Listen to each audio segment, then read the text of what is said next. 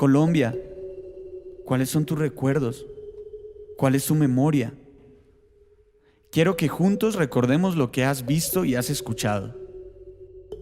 Gobernantes, historiadores, periodistas, académicos, artistas o combatientes que a lo largo de tu historia han hablado de cómo te ven.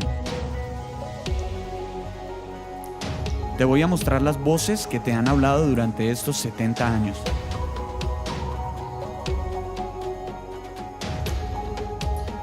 El grupo terrorista ELN no se detiene en su ofensiva. 3 generaciones de colombianas han convivido en medio de asesinatos, masacres, violaciones de los derechos humanos, secuestros, crímenes de lesa humanidad y desapariciones forzadas. Esto empezó hace 70 años.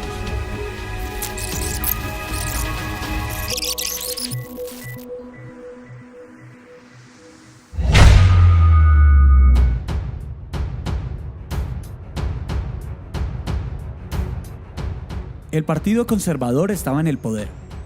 Las disputas aumentaron debido a que no se repartió equitativamente el poder. Los liberales aumentaron la compra de armas, provocando así un enfrentamiento. El Bogotazo fue una revuelta popular como consecuencia del magnicidio de Jorge Eliezer Gaitán, el 9 de abril de 1948, a manos de Juan Roa Sierra en el centro de Bogotá.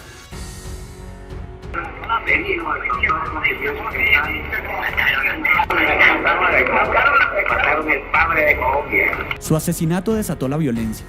Ríos de sangre empezaron a correr por toda la nación a causa de sus seguidores, los cuales provocaron disturbios. Se calcula que entre 1948 y 1954 hubo 300.000 muertos. Se escuchaban voces gritando ¡Revolución! Pero en lugar de esto, solo hubo violencia. Para muchos colombianos, Gaitán representaba la esperanza del pueblo. Sin embargo, muchos de sus ideales eran orientados hacia el socialismo y el comunismo. A partir de 1950, Laureano Gómez asumió el mandato del país y quiso reformar la Constitución al estilo del Fuero de los Españoles de Francisco Franco. Las élites pactaron en secreto y le dieron el poder a un militar e invitaron muy cordialmente a que Gómez abandonara el poder. En 1953, el general Rojas Pinilla dio su golpe de estado. Parecía que con esta nueva figura al poder se iba a manifestar un poco más de estabilidad en el país, sin estar al frente liberales y conservadores. Pero las acciones de violencia continuaron aún por causas menores, como el día de la masacre en la Plaza de Toros en Bogotá en 1956.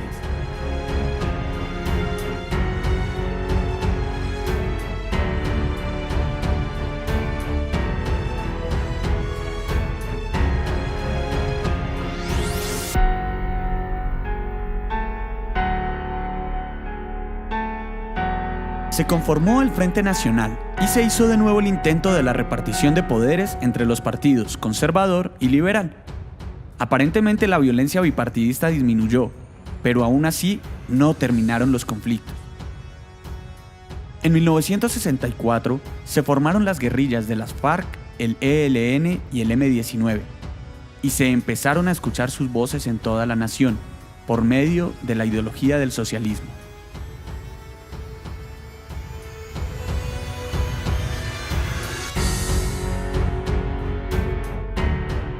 En 1974 se da por terminado el Frente Nacional.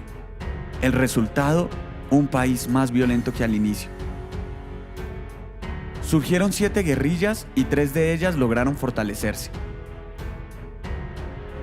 En esta época surgieron hechos como el paro cívico nacional en septiembre de 1977, donde las personas salieron a protestar contra la opresión del gobierno. Como respuesta, se dio el llamado Estatuto de Segura, por el cual militares podían juzgar a civiles aún por delitos de rebelión. Violaron muchos derechos humanos. Fue una época en donde los cuerpos desaparecían, habían encarcelamientos y torturas sin juicios verdaderos. El narcotráfico surgió como modelo económico, político y social para financiar la revolución de los grupos insurgentes, como las FARC, el EPL, ELN o el M-19. Dicho modelo fue adoptado por grupos armados como las AUC, quienes se levantaron en contra de las guerrillas. Además, el narcotráfico dio origen a la delincuencia organizada como los carteles de la droga.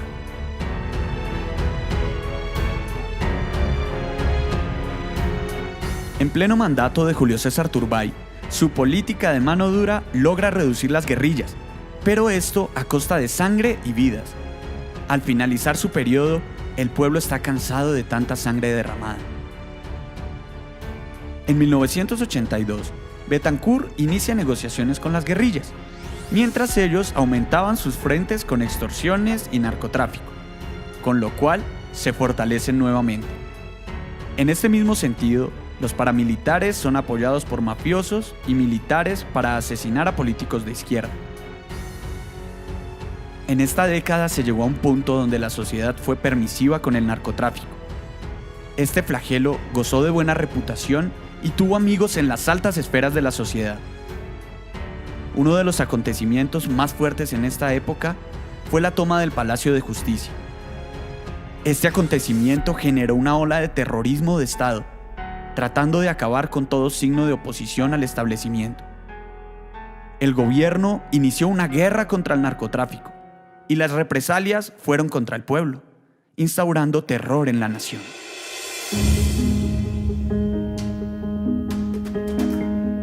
Pero la guerra dejó de ser el sentido de lograr el poder y se convirtió en un negocio. Los narcos más poderosos compraron tierras y se convirtieron en los nuevos terratenientes del país. Los carteles de Medellín, Cali y Norte del Valle se organizaron en grupos criminales de mayor envergadura y así emprendieron una guerra contra el Estado para evitar tratados de extradición, cometiendo actos terroristas contra la población civil. Las FARC, que lucharon contra los terratenientes, comenzaron a secuestrarlos y extorsionarlos. Estas acciones se llegaron a convertir en una muy buena fuente de financiación para las guerrillas. Aquí, los poquitos han convertido la guerra en un negocio del cual se surten y viven. Para defenderse de los guerrilleros, surgen muchos grupos de este estilo, no solo autodefensas de los narcotraficantes, sino también de los esmeralderos y ganaderos del país.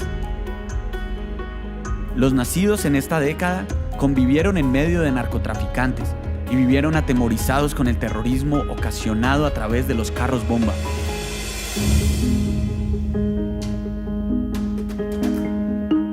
Los años siguientes registran una sucesión de hechos dramáticos, con métodos más violentos de guerra.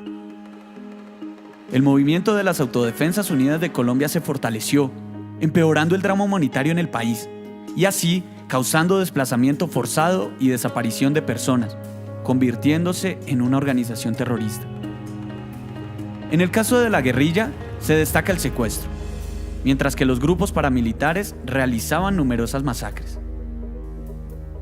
Ambos grupos, además de fuerzas estatales, realizaron violaciones a los derechos humanos.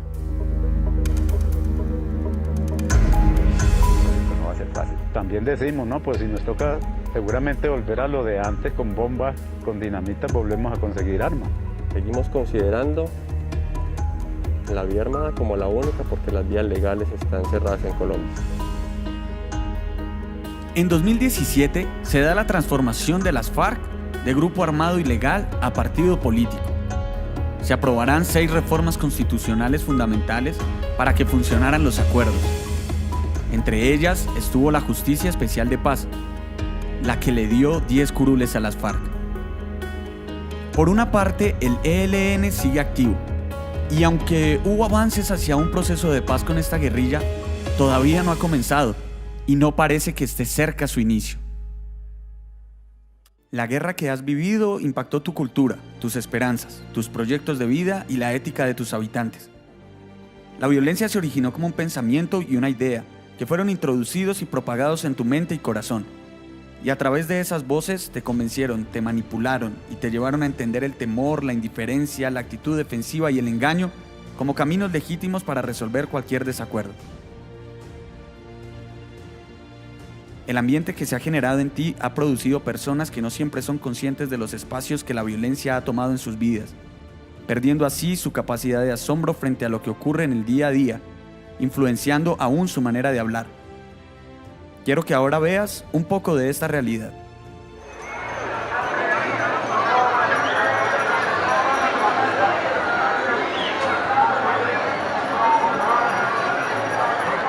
Mostrándole aquí las pancartas que tenemos al frente nuestro, hay 5 frases. Sí. Si yo le pregunto con cuál de esas frases usted identificaría mejor al colombiano, ¿cuál seleccionaría? Con el de en medio, el de no me alegro, pero me da un fresquito. Ok, ¿por qué? Porque es el que más he escuchado en las clases. Soy de México, no soy de Colombia, y escucho mucho que mis compañeros dicen ese, sobre todo cuando pasa algo con una materia, o el profesor faltó, o algo así, dicen ese. Yo me inclinaría por la que dice, hágase el de la vista gorda. Por lo general, nosotros los colombianos siempre vemos que lo que le sucede a los demás no nos va a tocar de alguna u otra manera, nos va a tocar a nosotros. Y siempre estamos así, nos hacemos el de la vista gorda. No me alegro, pero me da un fresquito. ¿Y nos podría decir por qué?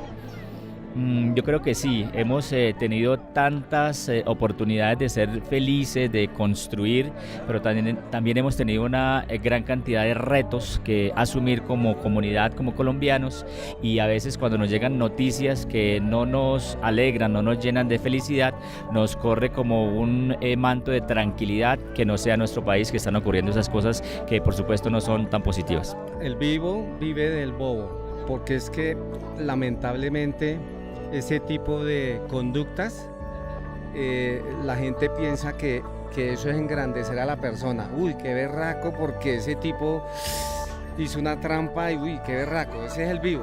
Denunciamos esa voz de violencia y desolación que por tantos años ha azotado, enseñado, discipulado y modelado la mentalidad de los colombianos. Declaramos que la memoria de esta voz es borrada de ti. Ya no escucharás ni reconocerás la voz de extraños, sino una sola voz, la voz del Hijo de Dios.